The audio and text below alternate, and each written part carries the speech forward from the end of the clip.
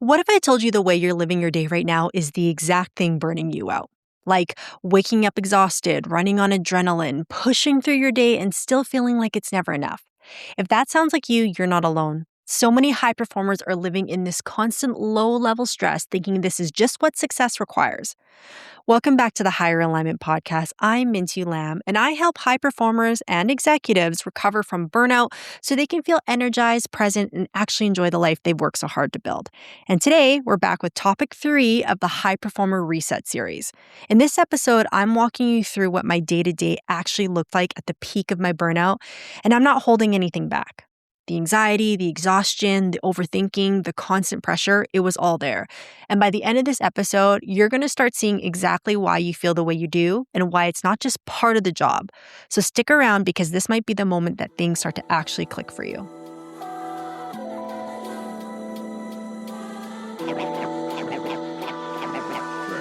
When I was preparing for today's episode, I was trying to put myself back in the shoes of Mintu 10 years ago. But I've never been a good prepper, at least not at this point in my life. I'm not a great prepper anymore because I find that I really want to just speak from the heart, especially when it comes to these podcasts, and speak from an intuitive place. So I just kind of trust that whatever comes out is exactly what you guys need to hear from this. So I couldn't for the life of me access Mintu 10 years ago because I'm gonna talk to you about my day to day and we're at topic 3 of the High Performer Reset series, and so I'm gonna compare my day to day from, again, call it 10 years ago approximately to what it is like now and the difference. And so trying to think about how I was back then, it was hard for me to access, A, because it's been a while. But B, I think I probably blocked it out just a little bit because it was such an exhausting time in my life. And it was just hard for me to go there. But, it also made me think about, I have a client and it's Shelby Harvey. I drop her name a lot on here because she's so wise and she's just had an incredible journey and it's been incredible to witness. But she said, somewhere along this way of this journey, she's like, I changed and I didn't know when it happened. She's like, when I first started working with you, Mintu, I thought I was going to work with you. And she's like, Mintu's going to fix me. And then what I've realized now is the shifts have happened so incrementally that it's like, she's like, one day I just woke up and realized I was different. And again, I couldn't even pinpoint when it happened. And that really is what this work is like. When you are looking for lasting transformation, not a quick fix, it will happen in microdoses. It's not all of a sudden you get zapped and boom, I'm a new person, because when that happens, it's usually not very sustainable long term.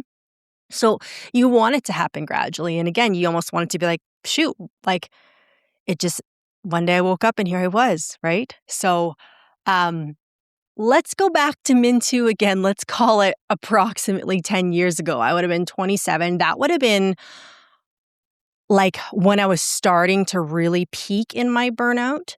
And man, that girl was living with a constant low level hum of anxiety. Okay. It's like I was running on pure fumes and adrenaline. That's the best way I can explain it, because I didn't even understand what it meant to break. I didn't think I needed a break. And not even break as in take a break. Break as in if you think of a car, gas brake, gas brake. I was just all gas, gas, gas, gas, gas, which obviously if you drove a car and you never use a brake, you're going to crash, right? But I felt like that was the only speed I really knew. And it just, I had this low level anxiety that would just live within me. Okay. So if we're going through a day to day, I'm going to paint that picture of what a day to day in the life was for me at that time. But I guess we'll just start with the mornings. And I was exhausted.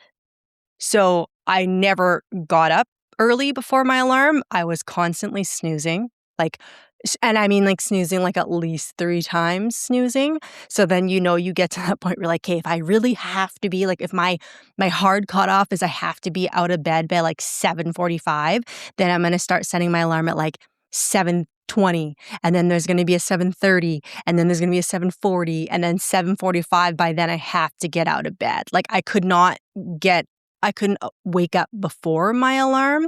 And I could not wake up with just one alarm because my body was just so exhausted. And the reason it was so exhausted is my sleep was shit, like absolute crap. Like I would only sleep through the night probably 3 nights out of the week. And that would be only because the night before was so bad. My body would be like, okay, you have to sleep now because we're literally running on fumes. So I'll kind of bring that full circle as to why my sleeps were so bad. But yeah, I would wake up and just be exhausted. And again, I would wake up and I would be like, fuck, I got to do this again. And then I would also be like, is this it? Like, this is what I keep getting up for, to feel like this. I would be filled with dread. I would be filled with anxiety, but then I'd also be filled with this, like, you gotta get up and go. Let's go make something happen. Let's come on, let's go. So it was like, it wasn't motivation. It was just that my nervous system was stuck in fight or flight. And it was like, what are you going to do here? Like, just get up and go. Meanwhile, my mind was saying get up and go. My body was being like, are you fucking kidding me? We're doing this again? Like, girl, can't you tell we need help? And so it was this like, that was creating more resistance in me when I needed to get up, because it's just like nothing was moving efficiently. Like my machine was so out of whack that the mornings were so hard. And so I'd finally pull myself out of bed. I'd get up, I'd walk to the bathroom, I'd brush my teeth. Brushing my teeth was like my wake up signal. It's like once I did that, it's like, now you actually have to get your day started, which this is like a side note. Like, I know there are some people who don't brush their teeth till after they have breakfast. And then I've always been the person to brush them first thing when I wake up in the morning. After breakfast actually like makes sense to me, because it's like you're just going to get a bunch of crap on them anyways. So like eat breakfast, brush, and then leave the house with a fresh mouth. But like, again, the brushing my teeth was my cue for my system to go like, okay, let's go. We're going now. Brush my teeth, put on my makeup, get dressed, and get my ass out the door. Okay, I would never eat breakfast at home. Get in the car, drive to work, and I probably would have checked my email at least once to see if anything came in the night before. In my industry, not too many things did. You'd have the odd client that would kind of email you at weird hours, but usually not too much came in if I checked it before bed and then first thing in the morning, which is awful. But I would have checked my email at least once before I left the house. But I for sure would have at least checked my phone before I left the house, meaning like I would wake up with the phone beside me on the bed. So I would sleep with the phone beside me. The alarm was my phone. And then so when I'm setting off my alarm, I probably would have reached and had a quick scroll before I actually got out of bed. Again, I probably would have been like, oh, Instagram's your wake up call before you brush your teeth. Like I would have scrolled and let my head get consumed with a bunch of crap that was not only like stress inducing, but also completely irrelevant to the productivity of my day. Right? So I'd go check if I have any DMs, go check if who is posting what. Like I'd probably give myself a quick scroll. Again, shoot up cortisol even more in my body first thing in the morning. Then keep getting ready, and then again, get out the door, get in the car, drive to work. And then my whole drive to work would usually be filled, like couldn't do it in silence, had to always have a podcast or some music playing. At that point in my life, probably was a lot of hip hop, some R&B, so like music that isn't exactly regulating in any way, shape, or form. If anything, it's just adding to the fight or flight. So I'd have that pumping. And then when I get to work, get there, get into my office, put everything down, get everything prepped for our early morning meeting, check my messages, check what needs to be done. and then jump into a meeting right away. Okay, if you're an executive who's craving more clarity, happiness, and a sense of real inner peace in your day-to-day, make sure you hit follow so you never miss an episode. This show is here to help you lead, succeed, and actually feel good while doing it. And if something resonates today, give it a like and share it with someone else who could use a little bit more calm in their life too. Again, haven't had any breakfast. I would maybe have some water by then, or I at least would fill up my water bottle, whether I probably drank some before I left, but like the only like nourishment my body would have gotten from me in the morning would have been water and a pee break. Like I would have let myself go to the bathroom. But other than that, no nourishment, some water and a pee break, and then getting myself ready. So then I'd get to the office, get into our first meeting, and it would just be like hit the ground running. What do we got to do? What do we got to get done? And again, a natural pace of getting business is like you're kind of just like, we need to make things happen. Let's do it. But my point is like I was providing no checkpoints of support, of regulation, of intention for the day. I was just flying by the seat of my pants. Okay. And then I would probably not eat till 1 or 2 o'clock. By that time, I'd be hangry. So, I would notoriously skip breakfast. Never been a big coffee drinker, maybe a matcha or something like that. Never really, I tried energy drinks for a while, but they didn't really do anything for me. It was probably more the sugar than anything, but I would just skip lunch and again, run on pure adrenaline and fumes. For the whole morning. And then maybe by 1 or 2 p.m., I'd maybe eat my lunch. And, I talked about it in the earlier episode about my relationship with food. It would 9 times out of 10 be something we order in. So whether that be fast food or just like restaurant food, which would be a little bit better, but we all know like restaurant food isn't made for dietary, support. It's made to taste good. So you're not the best quality food that I'm putting into my body. And that would give me a little bit of pep. But then what would happen is I would have an afternoon crash. So I'd eat, my glucose levels would shoot up through the roof. And then shortly after that, I would crash. And again, because I was like living off of carbs and sugar. So whatever I was eating wasn't protein focused. It wasn't like an easy salad. I was so dysregulated and so stuck in fight or flight. I was like, I need things to make me feel good. So like I mentioned in the food episode, I was living off sugar and carbs. And so I'd eat this lunch and then it'd crash in the afternoon. Now it's 3 o'clock. Okay. Probably still have to work till about 6. Or depending, like at where I was working before, we had shifts. I was either working like a 9 to a 6 or like an 8:30 to a 6 or like a noon to an 8 because we were open later. But let's say this is like a normal early morning shift. I would crash. And I kid you not, there were a couple times where I had to go out to my desk or go out to my car to have a nap because I could not keep my eyes open. I was like at my desk, eyes like fluttering, like trying to stay awake, head bobbing, and my office was glass. I was like, if anyone sees this, I'm going to be mortified. So there were a couple times where I had a bit of a break and I was like, I just got to run out to my car for a bit. And I would go sit in the back seat because the windows were tinted and I would lay down and have a quick like 10-minute snooze. There's a handful of times I did that. And I mean, it just goes to show like my body couldn't even sustain staying up through an afternoon because again, running on just fumes, not giving it any type of support to output at the level that I was, it was just like constantly just like wringing my body to get more and more out of it. And my body's going, you're not refueling me in any way, shape, or form. You're sleep shit. You're not eating properly. You're overthinking everything. Like I was just draining the energy from my system on all levels. So yeah, I would sometimes have to go and sneak out for a nap, which is like so embarrassing, and when I say it's embarrassing, if you're going through that, I'm not doing that to shame you. I'm just saying that at the time I felt mortified I would have been so embarrassed to tell anyone that I had to go out and sleep. Do you mean? When really it was coming from a place of lack of support and being completely under-resourced internally. But yeah, I just remember some days where it was just felt nearly impossible.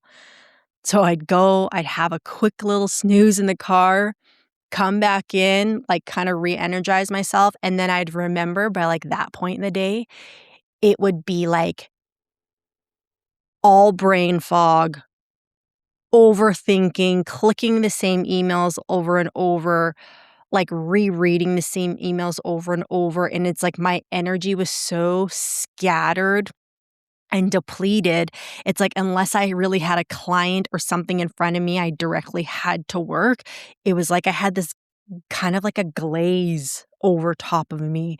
And it's like I was scanning the computer and my files for things to do, but it's like I wasn't sharp enough to even figure out what needed to be done in that moment because by that time, again, my brain was just gassed.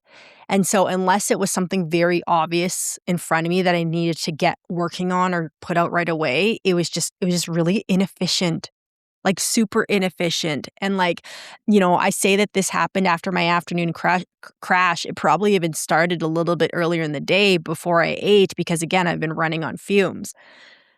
And so I would just have to kind of like piece together what I could and be like, all right, well, I did what I needed to do. If there's anything urgent here, someone will tell me. But like, I don't even have the wherewithal to know what's actually important right now because my brain can't even like compute that properly. And it was, I don't know if you guys have ever felt where it's like you're in your body, but you're not really present. You're like, I'm here, I'm floating around, I'm talking to people. But inside, for me, it was like a pressure cooker.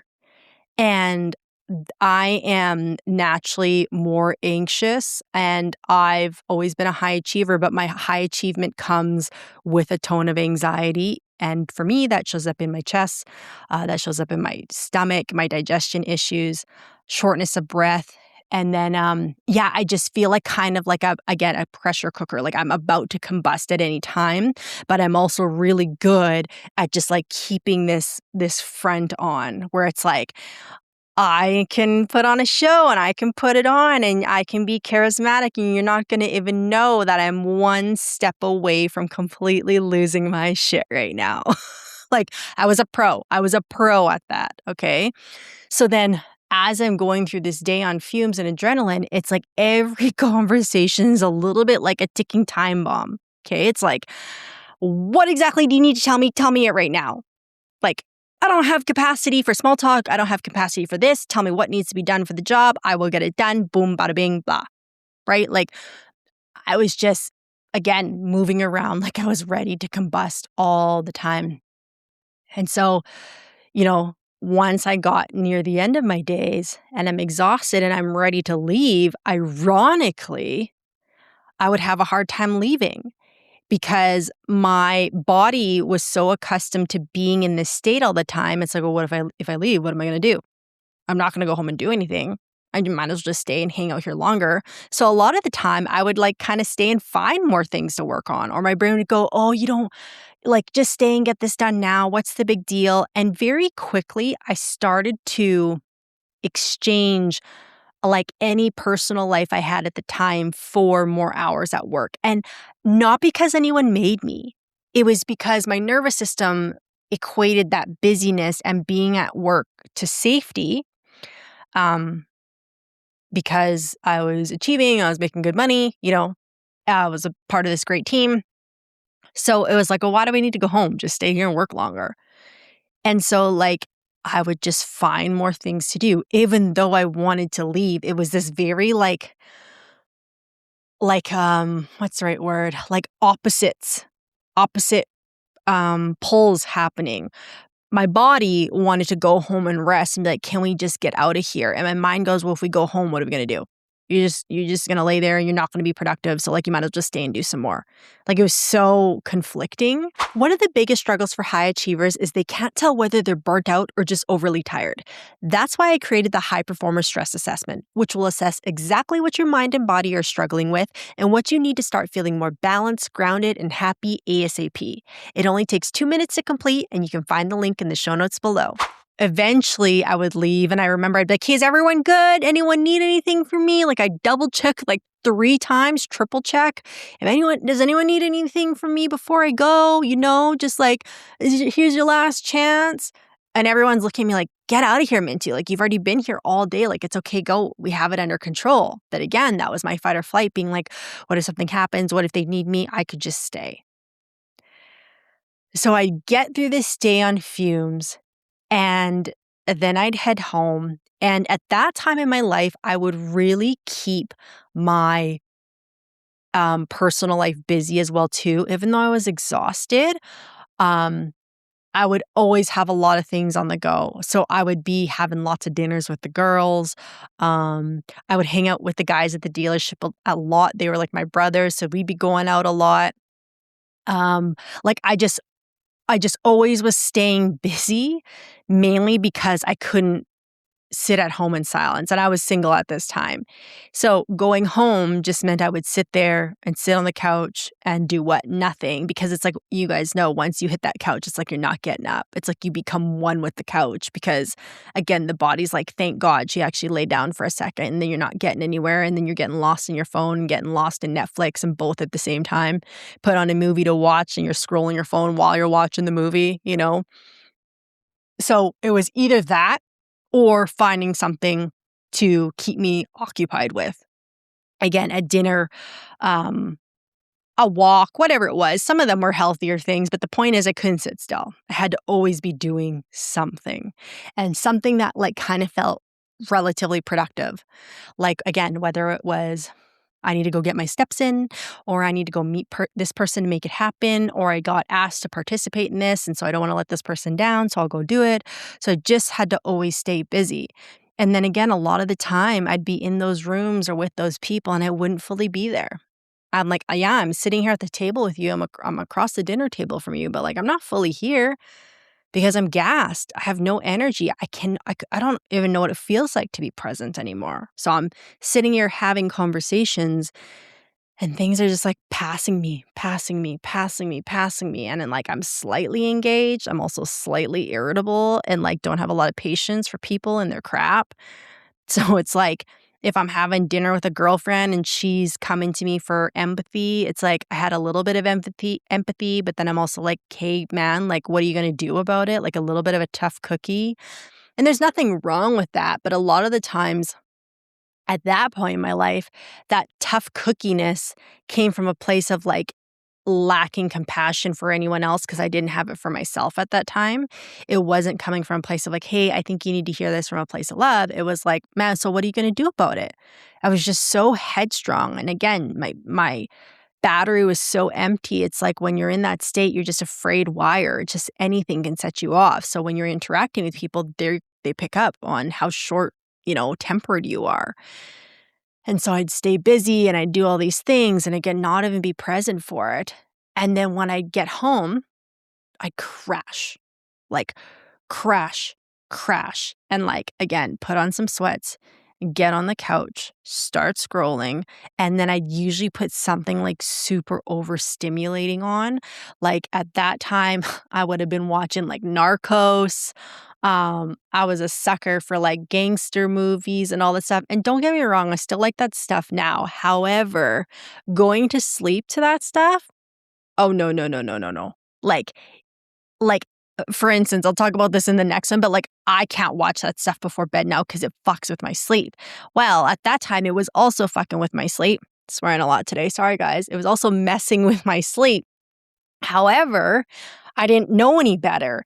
And because I was in fight or flight all day, I was in this like a bear's chasing me mode all day. Like watching the crime shows helped me stay in that state. It was comfortable. And I'd be like, oh, but it's fascinating and it's really interesting and it's the only thing that keeps me engaged. Yeah, no. The reason I liked it so much was because it kept me in that fight or flight state. So I would binge watch before bed these gangster shows and these true crime shows, and I'd go to sleep to that and I'd fall asleep to that. And so I'd fall asleep on the couch. I'd eventually bring myself to the bedroom, put my phone down beside the bed, maybe have a quick scroll. And like I would also like fight to go to sleep, even though I was so exhausted. It'd be like one more scroll, one more scroll, one more scroll. And so I'd be laying in bed, looking at my phone, being, one more scroll, one more scroll. Meanwhile, my eyes are like barely open. I can feel how heavy my body is, but I'm addicted to scrolling. I'd eventually put it down, put my phone down, set my alarm, shut off my lights, go to sleep probably at that time around 11:30, and then wake up at 3 a.m. like clockwork. A few hours of rest is all my body felt safe to give me because, again, don't forget, we wake up in the middle of the night. There's a few different reasons you can do that. You could have an actual sleeping disorder. But for me, it was my body said, if you lay down for more than 4 hours, that means the bear is going to get us. You're not being productive. You're not, nope, nope, nope, nope. So we're going to wake you up at 3 o'clock. So I would have a cortisol spike at 3 a.m. and I'd be wide awake, laying there, looking around, thinking about work, putting notes into my phone about things I need to remember to do tomorrow, right? Checking, looking at emails back. Oh, did I send this? How did I say this? And because my phone is by my bed, I would pick it up and check these things because it's like, I just need to get this out of my brain. And it's the worst thing you can do because as soon as you pick up that phone, everything turns on. Now your body goes, oh, light. Okay, so let's start creating serotonin. That's the hormone that wakes the body up. Oh, there's light coming into the eyes. That must mean we should wake up now. So then it's giving all these mixed cues to your body. It's 3 a.m. I'd scroll, I'd scroll, I'd scroll. And then I wouldn't fall back asleep till maybe 5. And then guess what? I got to be up at 7:30 again. So then I'd finally start to fall asleep, let's say 5:30. And then by the time 7:30 hits, well, no wonder it's so hard to wake up to my first alarm. It's because I've only been sleeping for 2.5 hours and I'm breaking a new cycle of sleep, right? And this was my cycle for years. Years and years and years, okay? And then what would happen is on the weekends, in my old job, I would work every other weekend because we sometimes work Saturdays. So I'd work a Saturday, then have a 3-day weekend, work a Saturday, then have a 3-day weekend. So that also wasn't necessarily supportive to the cycle I was in. But when I did have the weekends, either like if I had a 3-day weekend, I was trying to escape. So I was like, get me on a plane somewhere. Let's take a trip to the mountains. Actually, at that time, I wasn't even going to the mountains. I was just looking for quick trips. Like, let's go to LA. Let's go to Vegas. Let's go to Toronto. Like, I'd try to get out of the city. Or they'd be jam-packed with all the errands I couldn't get done on the other weekends because I'd only have one day off and I'd be exhausted. But the point is, those 3-day weekends were never filled with actual things that were nourishing or supportive to me. Again, it was just more productivity. What do you need to get done for the house? What do you need to get done for your wardrobe? What do you need to get done for it was all about optimizing productivity. And mind you, during this time, this is when dance started to really fade out of my life. And for any of you guys that have been following me for a while, I was a semi-professional dancer throughout my 20s. I've been dancing since I was a kid. And so I was part of a crew called the Fly Girls, all-female hip-hop and dance crew. And so we would open for artists and, different things throughout North America. We'd compete. And once I had started working there after a few years, dance pretty much faded out of my life because I just got so tied down with work. And I was in this new, business woman phase of my life that I stopped doing that. And I still loved it. I knew I loved it, but I wasn't making time for it. And then because of that, again, my body started to change, started to gain more weight. I was just really inflamed, really swollen all the time. And again, because my movement had went down and, because I was, had high cortisol because I was stressed all the time. And also, I didn't have a lot of joy in my life at that time. Like, I wasn't making time for the things that genuinely brought me joy. Yeah, a trip is fun, don't get me wrong. But those trips weren't there to be like, oh, let's go have fun and be present in the moment into. Those trips were there to escape.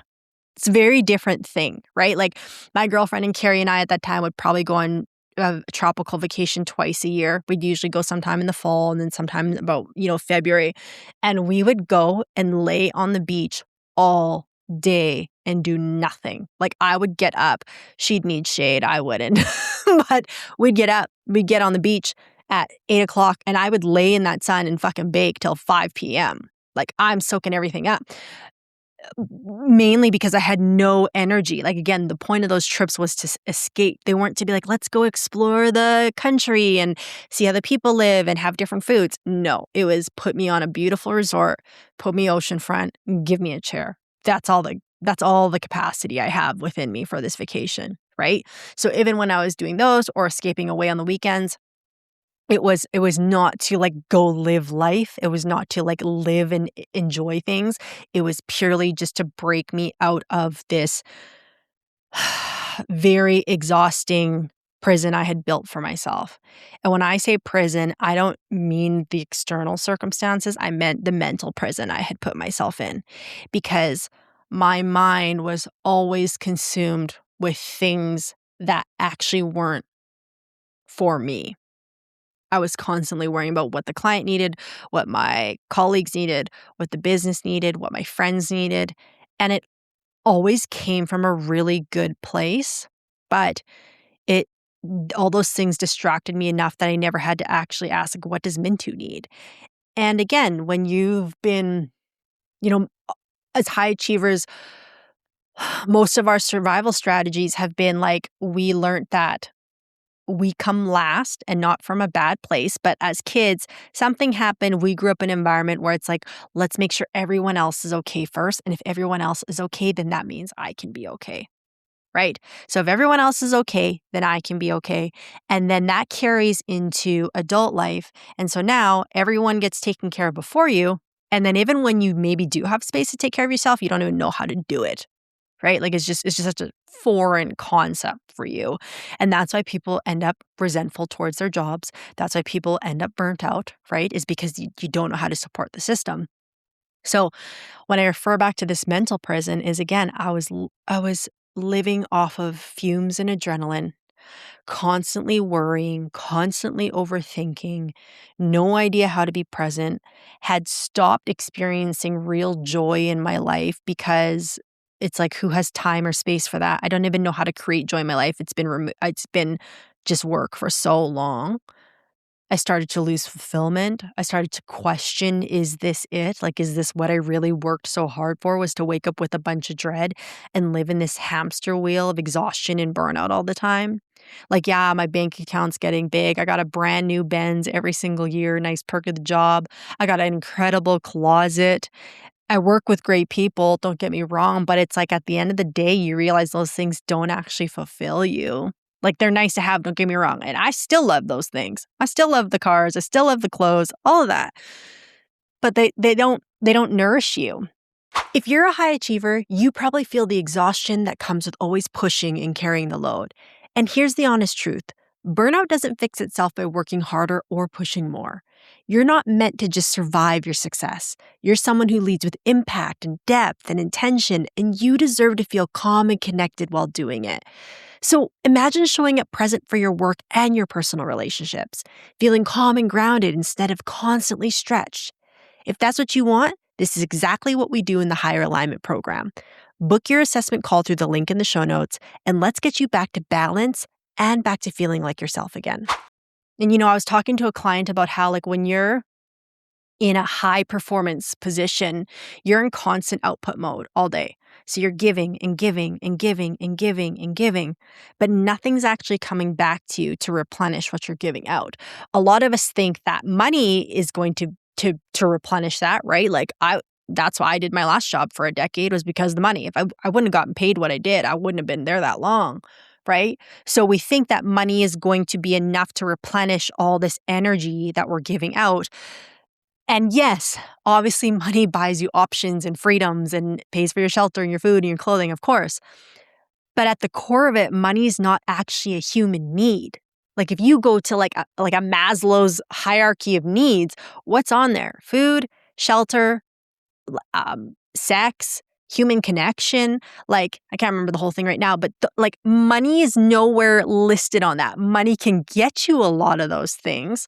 But when we wonder why we get to this point of constant output, and then when it comes back, not feeling the fulfillment of, or the not feeling an equal return of what we gave out, it's because of that.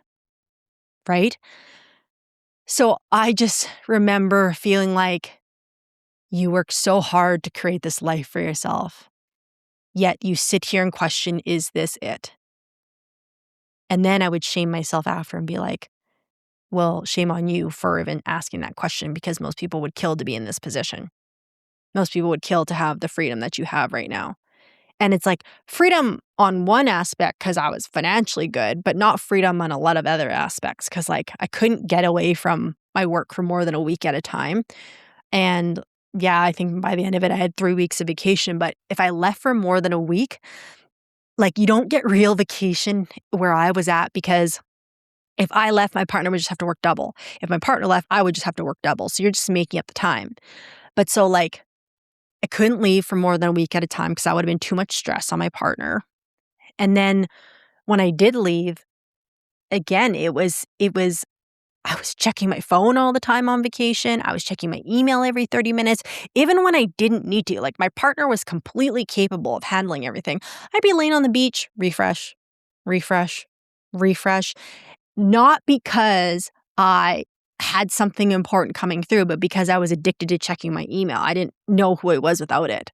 So, like, again, whether I'd be at home after when I got home from a day of work or on vacation, I was constantly in my email every 20 to 30 minutes, just looking for something. Again, being on high alert, being on fight or flight. What if anything comes through? So, like, when you're living in that state, how present can you be? You can't. And when you're not present, guess what? Time and life pass you by so quick. And then one day you look up and be like, how did it get here? And that's what I felt like. And I also felt at that time like very alone. I was single, but I would come home and I'd give myself to this job all day long. And then I'd lay there in bed and I'd be like, what am I doing this for? Like, who am I doing this for? I feel so lonely. I can't complain to many people about this because A, I want to be strong. I don't want it to seem like this great job but being single is getting to me, and it absolutely was. I felt so lonely, but it's like I could only say that. I don't even know if I really admitted that to anyone because I just wanted to act like it didn't bother me, but it did. I was so lonely, and some of those nights I would cry and cry because I felt so alone.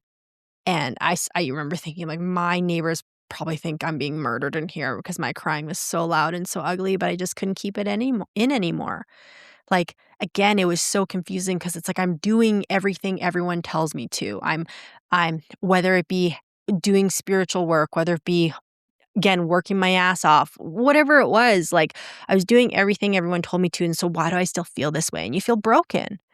You feel lonely, you feel broken, and it's just who do you feel like you can talk to when you're wearing this mask all day long, which is what I was doing, which is, if I'm being honest, that's what most people in corporate are doing. You're just wearing a mask and you think that this is just what you have to do to be productive. This is just how you are. And I'm telling you, it's not what you need to do to be productive. And it's not just who you are. You're not just an anxious, neurotic person. That's a learned behavior. And do both those things serve you? Does being a little anxious and neurotic serve you at times? Yes. Does being a workaholic support you at times? Yes. Does keeping your composure serve you at times? Yes, absolutely, it all does. But when that's the only speed you operate at, guess what? It quickly becomes hollow and empty and lonely, and that's how I felt. I felt like no one would understand how I was living or how I was feeling. And the other part of it too was like I was one of like I worked with 95% men. There were only a couple women on the management team. There's only 2 women, me and one other lady. And I was the only single young one. Everyone else was married, um, and had kids, and it was just me. Um, and that was also something that I struggled with. Like, it's just like being alone. You have to navigate and carry a lot of these things yourself. And so it's like, well, who do you talk to about it? And then you don't want to go complain to your friends who are making half, if not less, the amount of money than you are. And I also just didn't want to appear weak. Like, I didn't want to appear weak, like I couldn't handle it. And so it just isolated me even further. And then on top of that, I don't have the capacity to like navigate what's really going on inside, you know? So my days at that time were long and daunting. And you know what's also interesting about sharing this now? It's like I'm very open about saying like I myself have never really been through any really super, super tragic things, I would say. Like my father did pass away a couple years ago. It was after that period in my life. Um, and my parents had a really hard story. If you haven't listened to me telling the story of my burnout and how my parents escaped a communist country to come here, like they went through a lot. But I looked over my life, like I didn't really have any like real tough hardships. And so sometimes even sharing that when you come from that life, you're like, well, who am I to complain? But the reality is it's not about like whose hardship is worse or not. It's just about being honest about what you're feeling inside. And that's why I try and do this now is because again, I was really lonely and I wouldn't say depressed, but just confused about life. And at some point just questioned again in my 30s, in my prime, like, can I keep doing this? Like, is this even worth it? You know? And it's not a fun place to be when you have so much life ahead of you and you still have so much to give, but the way you're doing it, just isn't sustainable or working anymore. So that was a day in the life of Mintu back then. And so if any of you can relate to it, you're going to have to tune into next week's episode because I'm going to tell you why it doesn't have to be that way. And if you are living life this way right now, it's nothing to be ashamed of. It's not a sign that you've failed. It's a sign that it's time for a new strategy, right?